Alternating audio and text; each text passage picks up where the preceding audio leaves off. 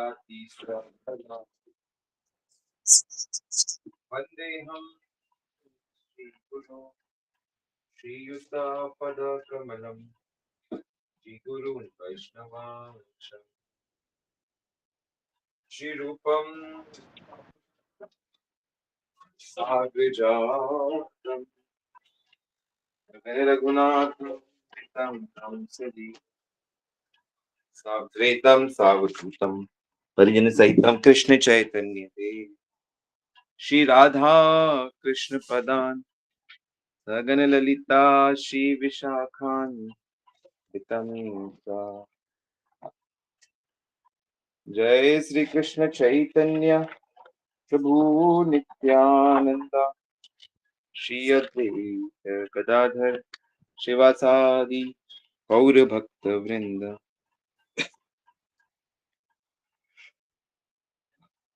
हरे कृष्ण कृष्ण कृष्ण हरे हरे, हरे राम राम राम हरे हरे।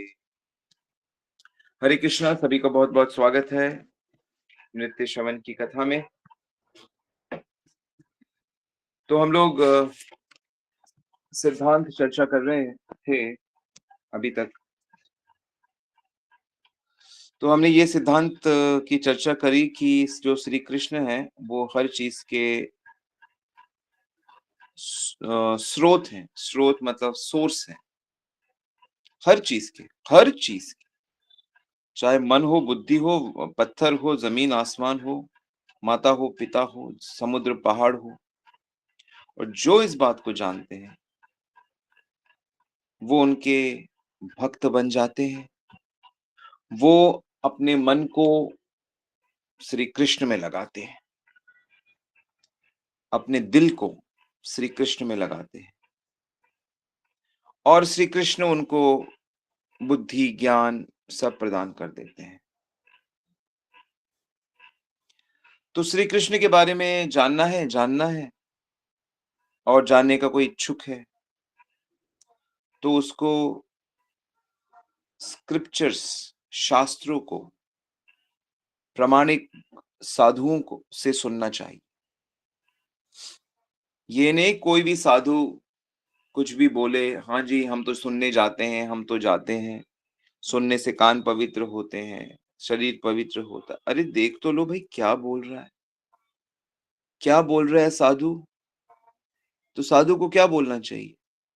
साधु की बातें ग्रंथ, शास्त्रों पे आधारित होनी चाहिए। गीता, भागवत, वेद, उपनिषद इन पे आधारित होनी चाहिए। और क्योंकि हम लोग भक्ति कर रहे हैं तो हमें तो भक्ति में उपदेश ही सुनने हैं। अधिकांश हमारे देश में लोगों को पता ही नहीं कि ये साधु निराकारवादी ज्यादा है, ईश्वर को निराकार बताते हैं। घर में मूर्ति गोपाल की और सिद्धांत किस गुरु का फॉलो कर रहे हैं?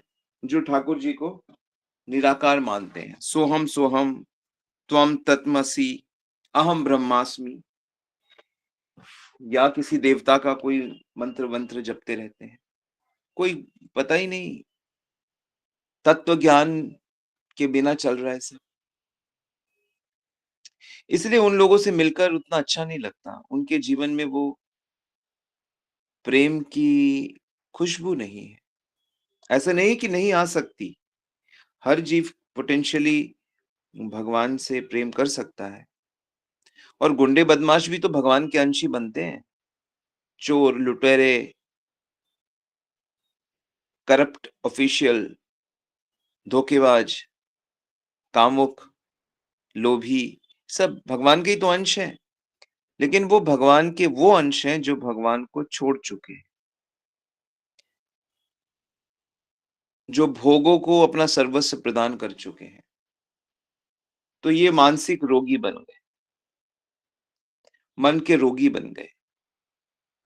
ये सब मेंटल है। लेकिन जो ग्रंथों से, इसीलिए आचार्यों ने, वेद व्यास जी ने लिख दिया पहले ही, देखो ये है सत्य। और एक ही सत्य को कई बार लिखा, तरह तरह से लिखा। अब महाभारत जैसा ग्रंथ है, उसमें 1 लाख श्लोक है, पद्म पुराण में 60,000 श्लोक हैं, भागवत पुराण में 18,000 श्लोक हैं, पुराणों में 4 लाख श्लोक हैं। पर कोई समझदार व्यक्ति अगर इन शास्त्रों को पढ़े, तो वो कहेगा गजब बात है। एक ही बात को बार-बार, बार-बार, बार-बार घुमा-घुमा के एक ही बात लिखी हुई है। एक ही बात लिखी है। मतलब 100 श्लोकों में लाखों श्लोकों की बातों को लिखा जा सकता है। तो कोई कहेगा ये तो पागलपन है, एक ही चीज़ को बार-बार लिखा गया, पागलपन नहीं है। बहुत सुलझे हुए हैं। क्योंकि आवृत्ति करने से, बार-बार पढ़ने से, बार-बार सुनने से ही वो चीज़ हमारे मानस पटल पे बैठेगी। चाहे आप कोई पुराण पढ़ो, कोई शास्त्र पढ़ो, अगर गंभीरता से पढ़ोगे, तो उसके सार को समझ पाओगे।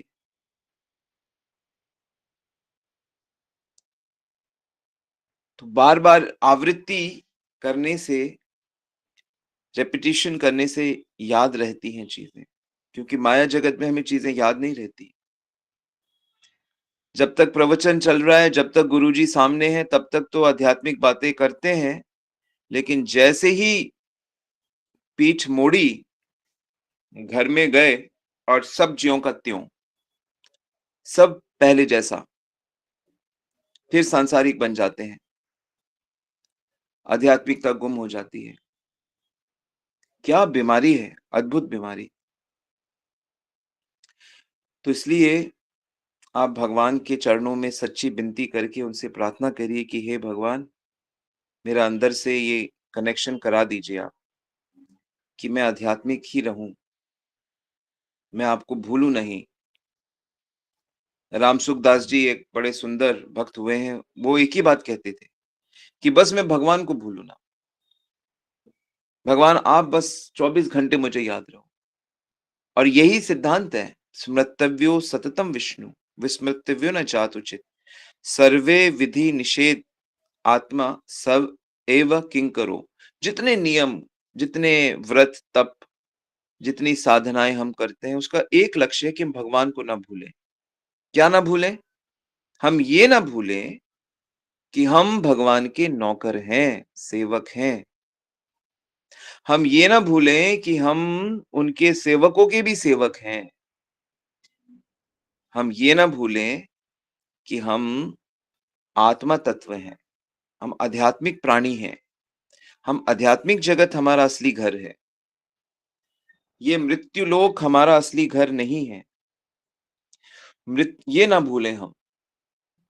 हर जीव भगवान का अंश है, हर जीव की हमें सेवा करनी है, निस्वार्थ भाव से। सेवा तो शरीरधारी हर कोई एक दूसरे की कर रहा है, लेकिन स्वार्थ भाव से, स्वार्थ भाव से सेवा कर रहा है। क्या होटल में आपका सेवा नहीं हो रहा? जब आप ट्रेन में जाते हो, तो जो अटेंडेंट होते हैं, वो आपकी सेवा नहीं करते हैं? हर जगह तो आपकी एयर होस्टेस भी सेवा कर रही है। आपकी हर कोई आपकी सेवा में लगा है, लेकिन वो स्वार्थवश है। भाई की सेवा, भाई बहन की सेवा, सब स्वार्थवश करते हैं। इसलिए जीवन में वो मैजिक गायब है। वो सुकून, वो शांति, वो प्रेम के अश्रु गायब इसीलिए है, क्योंकि हम अपनी सही स्थिति में सेवा नहीं करते, क्योंकि हम कृष्ण को नहीं जानते, कृष्ण से कनेक्टेड नहीं। तो जैसे ही कोई व्यक्ति श्री कृष्ण को समझ जाता है, वो उनका भक्त बन जाता है। तो वास्तविक जो मित्रता है, वो भक्तों में ही संभव है। भक्ति के बिना मित्रता संभव नहीं। तो ऐसा व्यक्ति जो होता है, वो फिर अपना अधिक से अधिक समय कृष्ण के विषय में जप करता है, कीर्तन करता है, उनके बारे में सुनता है, सुनाता है। और ये बिल्कुल वैसा ही है जैसे कृष्ण के प्रति जो प्रेम है, अगर हम इसको एक लता मान लें, एक वृक्ष मान लें, पौधा मान लें, तो भगवान के विषय में सुनना और जप करना, ये उस पौधे को पानी डालने के समान। खाद, पानी, ये उसके समान है। तो भगवान के विषय में सुनना, बोलना और जप और कीर्तन करना, ये हमारे दिन का सबसे महत्वपूर्ण क्रिया होनी चाहिए। ये ऐसा होना चाहिए कि इस समय हम अपनी इन क्रियाओं को करते हुए हम हमारा मन, बुद्धि, इंद्री सबसे ज़्यादा फ़ोकस रहे। तो श्री कृष्ण भी बैठे रहते हैं कि भाई तैयार हैं वो कि मैं भी अपने भक्तों की मदद करूँ मेरे तक पहुँचने में। इसलिए भगवान भीतर से गाइड करते रहते हैं और भीतर बैठकर वो खुद अपने हाथों से हमारा अज्ञान हटा देते हैं।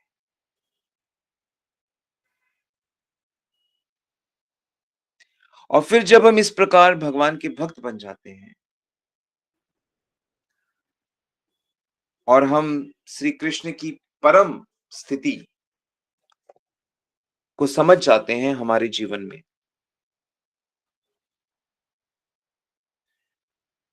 तो कब हम समझते हैं कि जब हमारा कृष्ण के प्रति भक्ति भाव हो जाता है।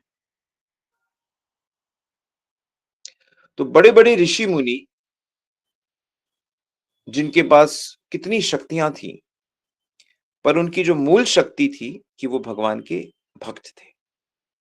रामानुजाचार्य, मध्वाचार्य, शंकराचार्य। शंकराचार्य हालांकि निराकारवादी बोला जाता है उनको, लेकिन वो वास्तव में कृष्ण भक्त थे। वो शंकर जी के अवतार हैं। भज गोविंदम उन्होंने ही लिखा है। उडुपी में नहीं, गुरुवायूर केरल में मंदिर है श्री कृष्ण का। तो वहां पे उन्होंने इस ग्रंथ को, इस कविता को लिखा था और भगवान को प्रसन्न किया। और जब हम इस प्रकार श्री कृष्ण के भक्त बन जाते हैं, तो हम श्री कृष्ण की शक्तियों में भी श्री कृष्ण को देख लेते हैं। सारा जो जगत है ये श्री कृष्ण की शक्तियां हैं। श्री कृष्ण की शक्तियां चारों तरफ फैली हुई हैं। तो हम उसमें श्री कृष्ण को देखने लगते हैं। और ये एक सिद्धांत है जो आप लिख लो कि श्री कृष्ण अपनी शक्ति से अलग नहीं होते। जहां उनकी शक्तियां होती हैं, वहां श्री कृष्ण भी होते हैं। जैसे भगवान का नाम है, वो अपने नाम में भी होते हैं, तो वो अपनी भौतिक शक्तियों में भी होते हैं। हम जैसे भगवान की जीव शक्ति हैं, तो हम में भी भगवान होते हैं। तो आत्मा के साथ परमात्मा होती है, तो भगवान सदैव साथ होते हैं।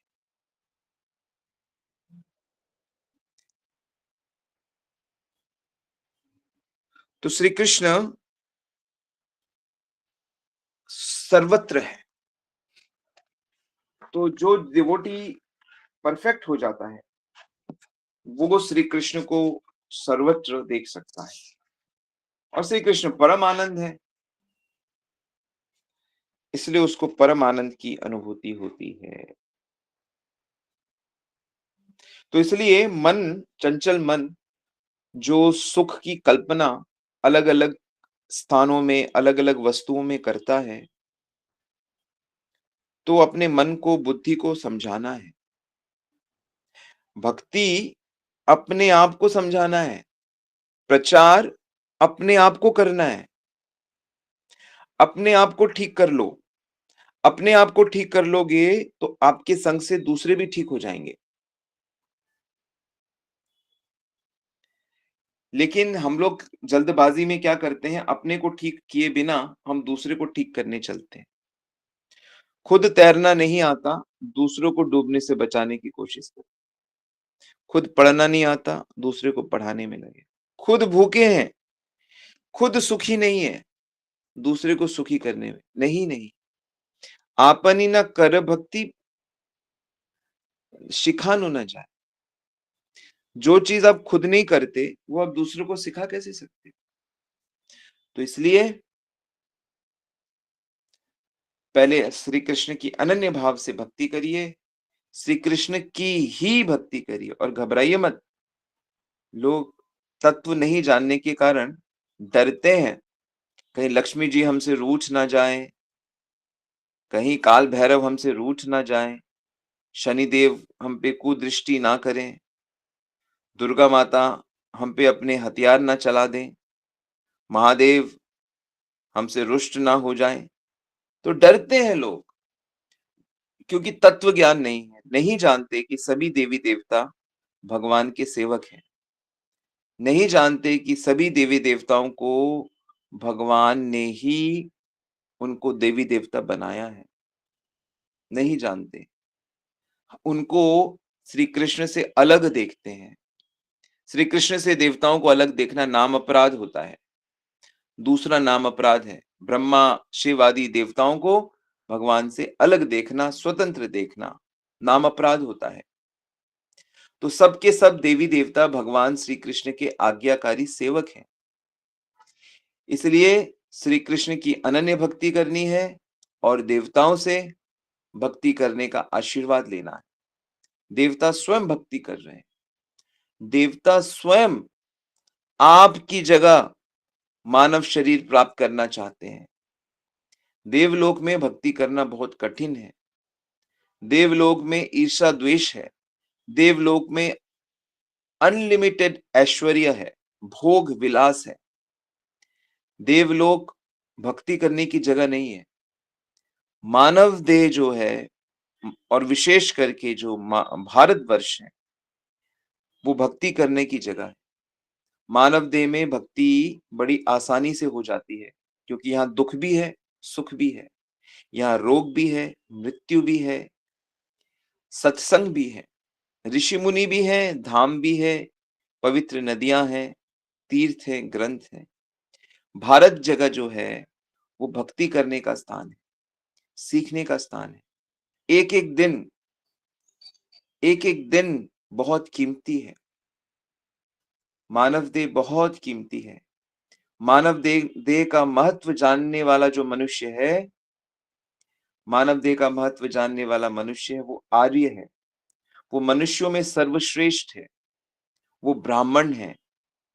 वो ब्रह्म को जानने वाला है, ईश्वर को जानने वाला है। वो सुखी हो जाता है। तो धीरे-धीरे अपने कर्तव्यों को ईमानदारी से करना चाहिए, लालच नहीं करनी चाहिए, काम, क्रोध नहीं करना चाहिए। जितना भगवान दें, उसको स्वीकार करते हुए मेहनत करनी चाहिए। ईमानदारी से मेहनत करने के कारण बहुत बड़ी सफलता प्राप्त होती है और केवल बाहर से सफलता प्राप्त नहीं होती, भीतर से भी हम प्रगति करते हैं। भीतर की प्रगति ही असली प्रगति होती है। जो मनुष्य भीतर से भगवत प्राप्ति कर चुका होगा, तो उसने संसार को ऑलरेडी सारे सुख उसको मिल गए हैं। अब संसार में कोई ऐसी वस्तु नहीं है जो उसको सुखी करे, बल्कि ये व्यक्ति जिसके भी पास जाएगा, जिससे भी मिलेगा, दूसरे को उससे सुख मिलेगा, उससे शांति मिलेगी। इसलिए लोगों को संतों के पास आकर बड़ी शांति मिलती है, बड़ा सुकून मिलता है। लोग कहते हैं कि संतों के पास जाकर, भक्तों के पास जाकर सारे प्रश्न के उत्तर मिल जाते हैं। कुछ पूछने की जरूरत नहीं होती, क्योंकि जिसके हृदय में भगवान प्रवेश करते हैं,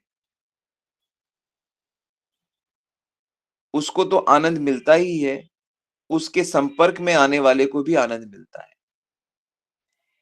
किसी फूल में जब बड़ी खुशबू होती है, तो उस फूल को तो खुशबू मिलती ही है, बल्कि उसके आस-पास आने वाले जितने भी जीव हैं, उन सबको भी आनंद मिलता है।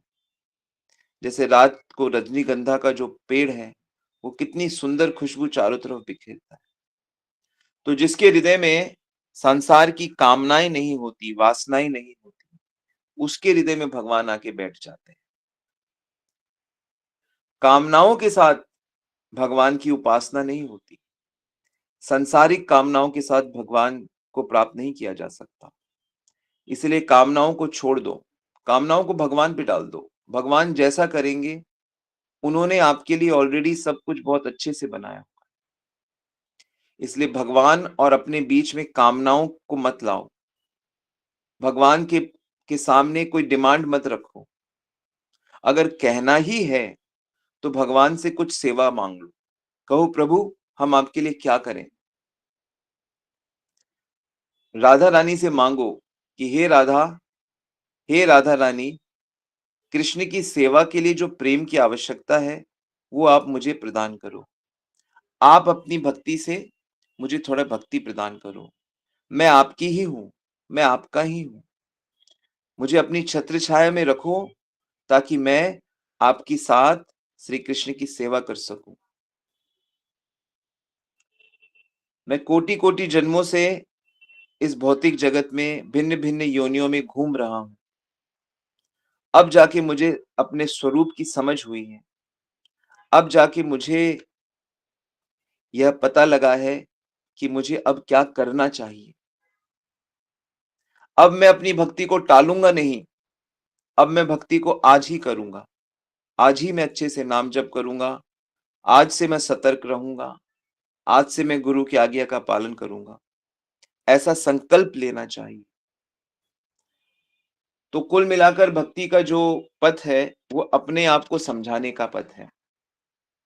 गुरु तो बस इशारा करते हैं, ग्रंथों से, शास्त्रों से उपदेश देते हैं। लेकिन अगर हम उस उपदेश को सही चित्त वृत्ति के साथ ग्रहण करेंगे, तो ही हमें लाभ होगा।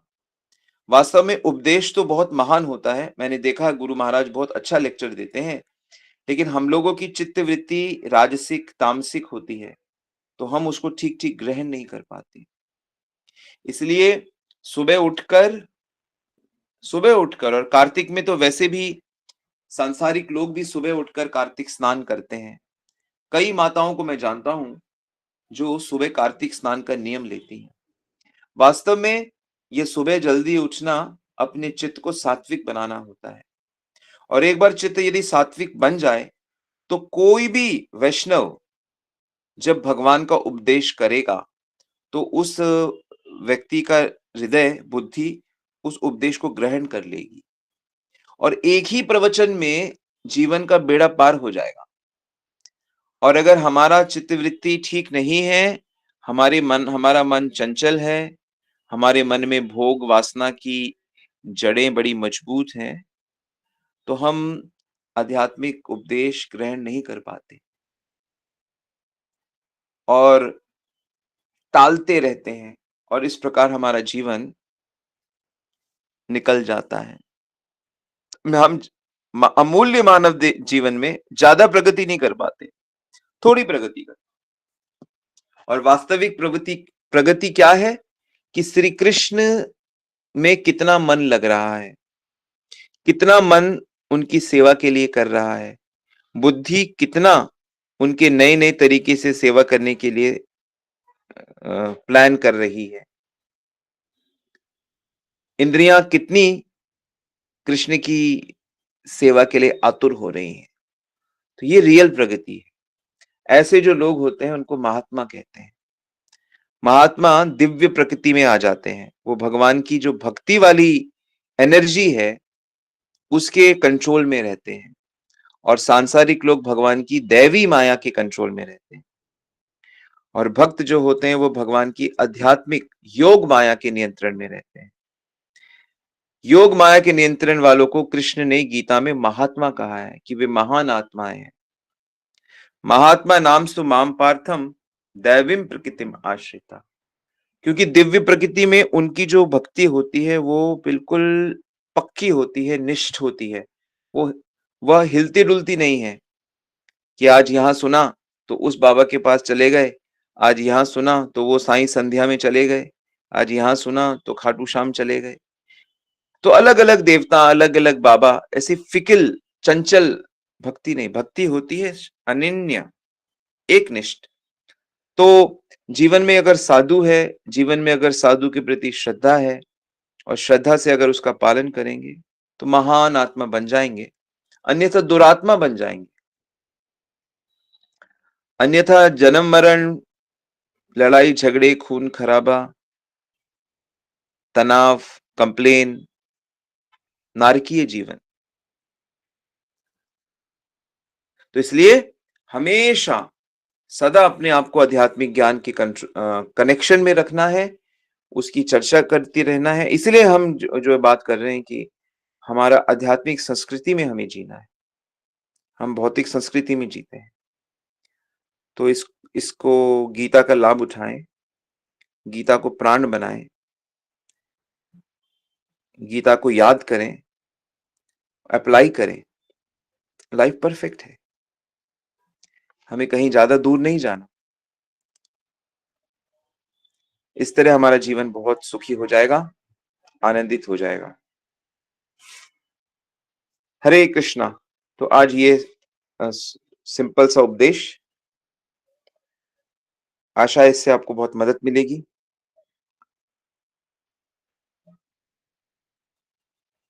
सो किसी का कोई प्रश्न है तो आप पूछ सकते हैं।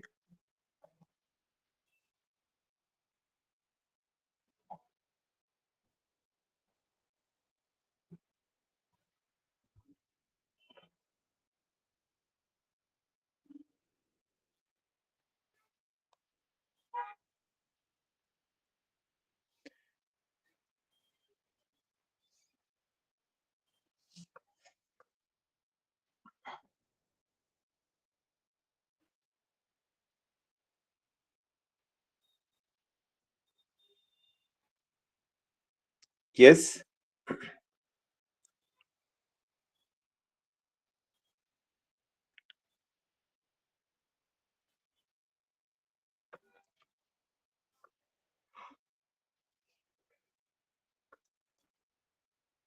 ऑलराइट, तो हम लोग आज यहीं रुकते हैं। सबको दंडवत प्रणाम। वांछा कल्पितरुभ्यश्च कृपा सिन्धुभ्येव च पतितनां पावनेभ्यो वैष्णवेभ्यो नमो। श्रील प्रभुपाद की जय, श्री गुरुदेव महाराज की जय। गॉड प्रेमानंदी हरि हरि।